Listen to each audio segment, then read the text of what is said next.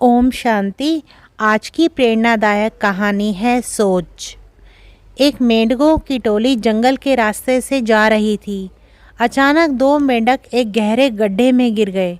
जब दूसरे मेंढकों ने देखा कि गड्ढा बहुत गहरा है तो ऊपर खड़े सभी मेंढक चिल्लाने लगे, तुम दोनों इस गहरे गड्ढे से नहीं निकल सकते, गड्ढा बहुत गहरा है, तुम दोनों इसमें से निकलने की उम्मीद छोड़ दो। उन दोनों मेंढकों ने शायद ऊपर खड़े मेंढकों की बात नहीं सुनी और गड्ढे से निकलने के लिए लगातार वो उछलते रहे।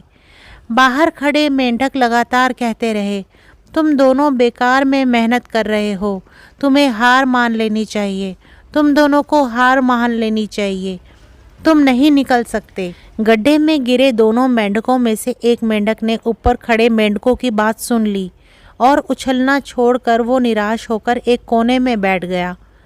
दूसरे मेंढक ने प्रयास जारी रखा।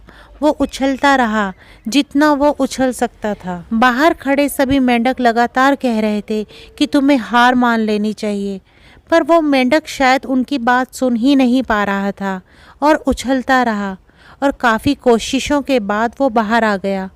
दूसरे मेंढकों ने कहा, क्या तुमने हमारी बात नहीं सुनी? उस मेंढक ने इशारा करके बताया कि वो उनकी बात नहीं सुन सकता क्योंकि वो बहरा है, सुन नहीं सकता, इसलिए वो किसी की बात भी नहीं सुन पाया। वो तो यह सोच रहा था कि सभी उसका उत्साह बढ़ा रहे हैं। आज की कहानी से हमें सीख मिलती है, जब भी हम बोलते हैं उसका प्रभाव लोगों पर पड़ता है, इसलिए हमेशा सकारात्मक बोलें। लोग चाहे जो भी कहें, आप अपने आप पर पूरा विश्वास रखें और सकारात्मक सोचें।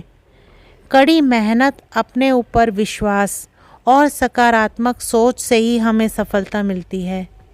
सदैव प्रसन्न रहिए, जो प्राप्त है पर्याप्त है। ओम शांति।